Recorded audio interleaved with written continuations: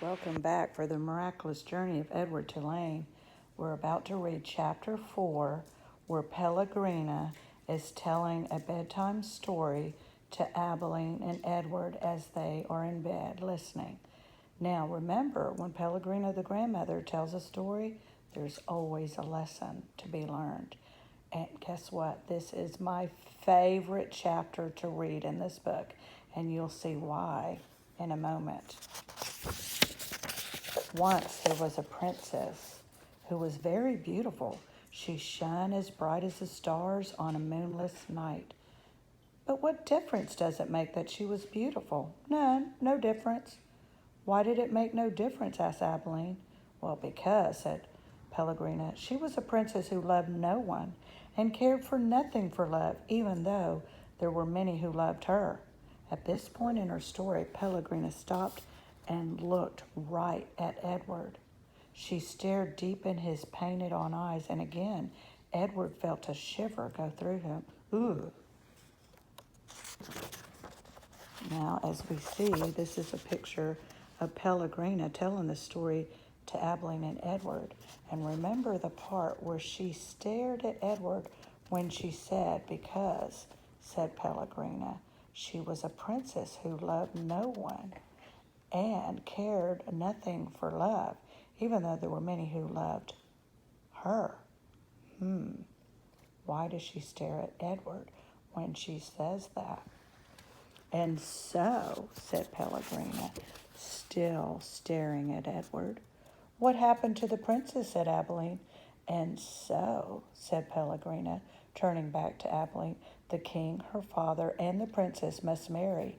And soon after this, a prince came from a neighboring kingdom, and he saw the princess, and immediately he loved her. He gave her a ring of pure gold. He placed it on her finger, and he said the words to her, I love you. But do you know what the princess did?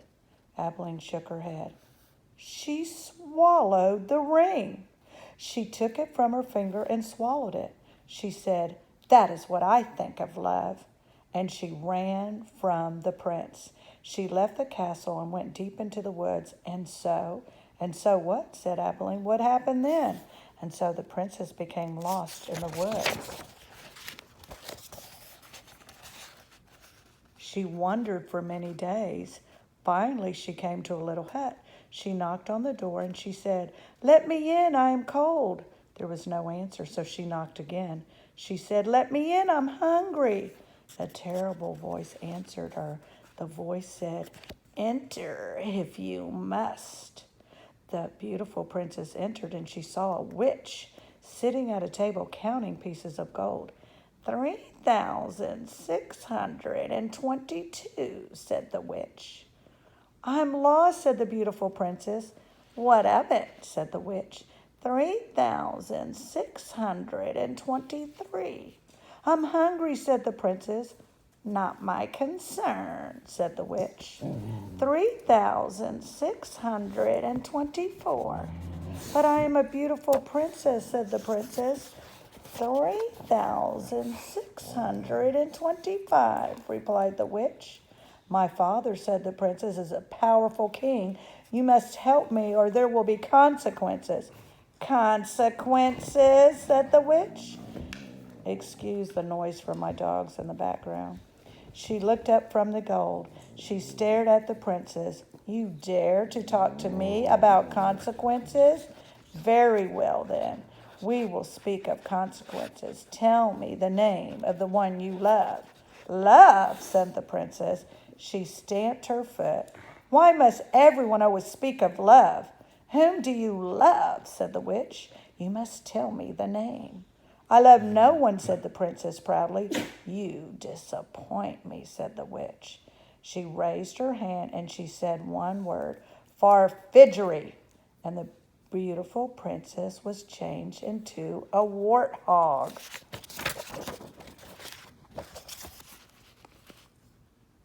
What have you done to me? Squealed the princess.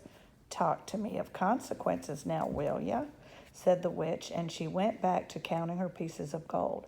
3,626, said the witch. as the warthog princess ran from the hut and out again into the forest. The king's men were in the forest too. And what were they looking for? A beautiful princess. And so when they came upon this ugly warthog, they shot it immediately. Pow! No, said Abilene. Yes, said Pellegrina. The men took the warthog back to the castle. Cook slit open its belly, and inside she found a ring of pure gold. There were many hungry people in the castle that night. All of them were waiting to be fed. So the cook put the ring on her finger and finished butchering the warthog.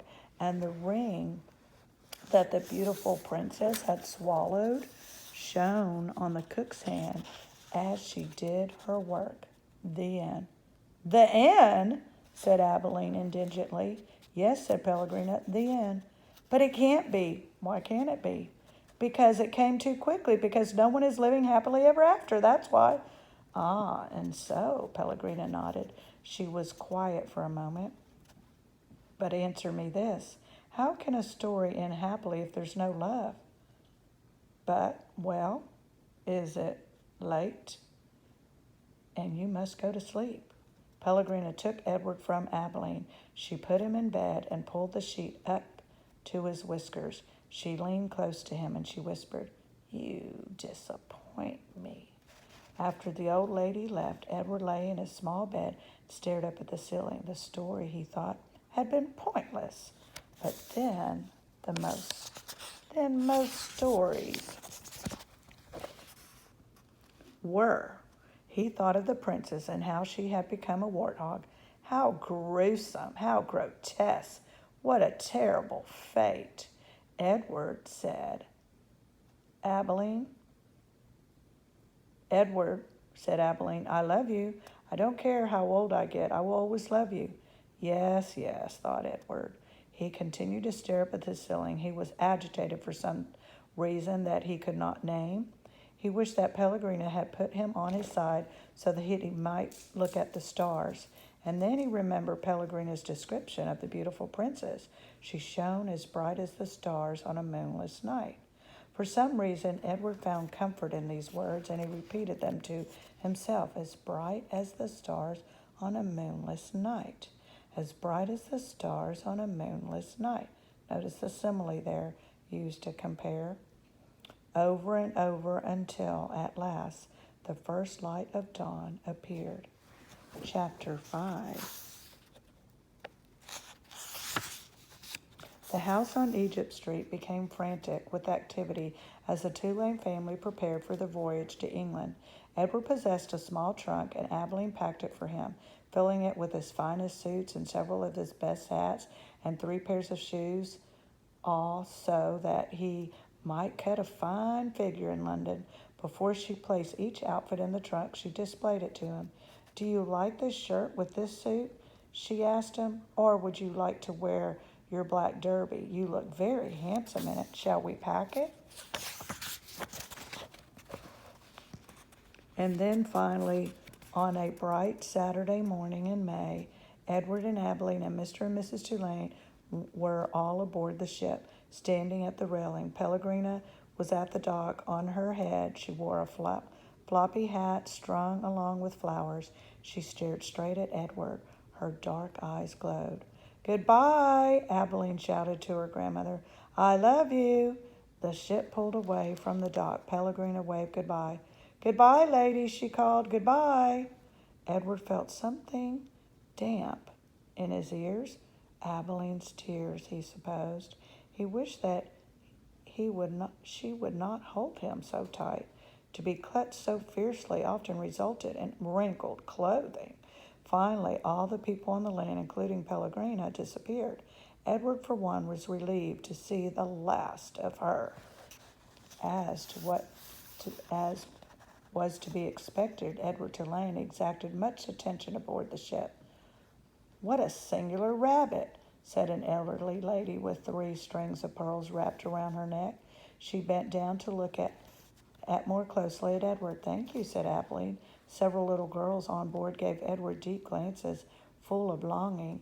They asked Abilene if she might hold him. No, said Abilene, I'm afraid that he's not the kind of rabbit who likes to be held by strangers. Two young boy brothers named Martin and Amos took a particular interest in Edward. Pay attention to these two boys. What does he do? Martin asked Abilene on their second day at sea.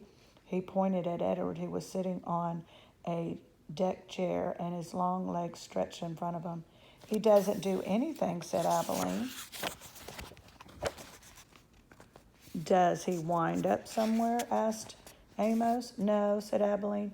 He doesn't wind up. What's the point of having him then? Said Martin. The point is that he's Edward, said Abilene. That's not much of a point, said Amos. It's not, agreed Martin. And then, after a long, thoughtful pause, he said, I wouldn't let anybody dress me like that. Me neither, said Amos. Does his clothes come off? Said Martin. Of course they do, said Abilene.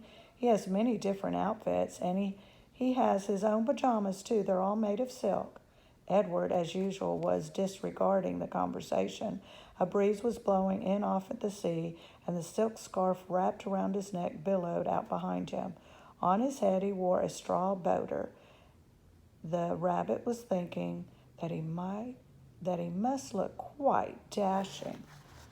It came to a total surprise to him when he was grabbed off the deck chair.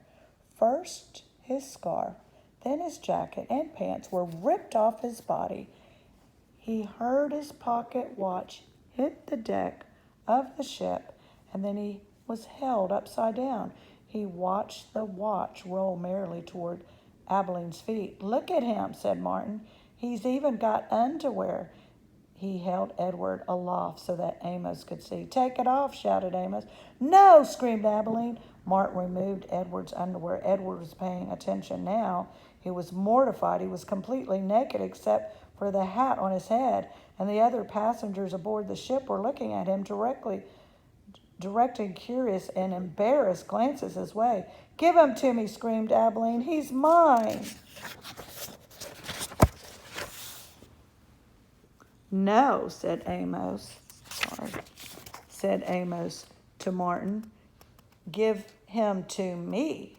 He clapped his hands together and then held them open. Toss him, he said. Please, cried Abilene. Don't throw him. He's made of china. He'll break. Martin threw Edward, and Edward sailed naked through the air. Only a moment ago, the rabbit had thought that being naked in front of a shipload of strangers was the worst thing that could happen to him. But he was wrong. It was much worse being tossed in the air, same naked state, from the hands of one grubby, laughing boy to another. Amos caught Edward and held him up, displaying him triumphantly. Throw him back, called Margaret. Amos raised his arm, but just as he was getting ready to throw Edward, Abilene tackled him, shoving her head into his stomach and upsetting the boy's aim.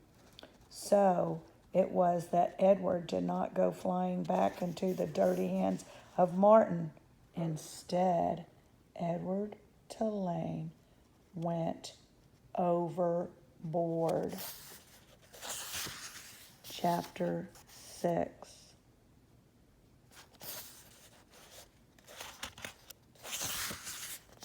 How does a China rabbit die? Can a China rabbit drown?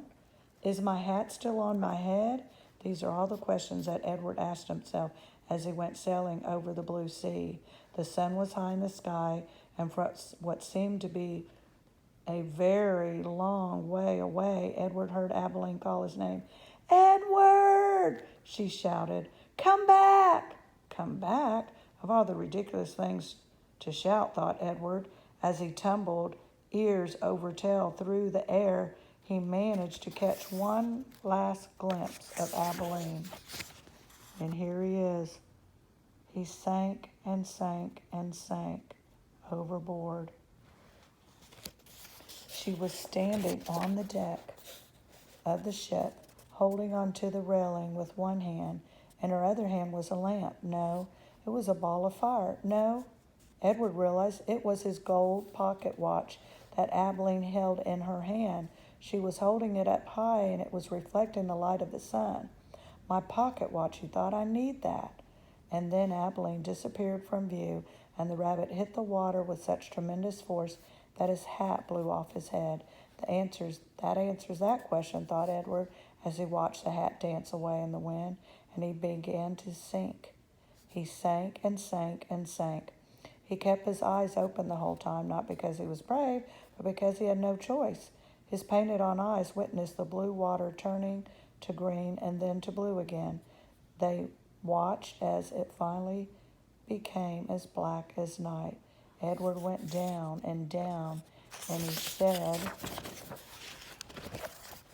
to himself, "If I'm going to drown, certainly I would have drowned so by now." Far above him, the ocean liner, with Abilene aboard it, sailed blithely on, and the China Rabbit landed finally on the ocean floor face down, and there, with his head in the muck, he experienced his first genuine and true emotion. Edward Tulane was afraid.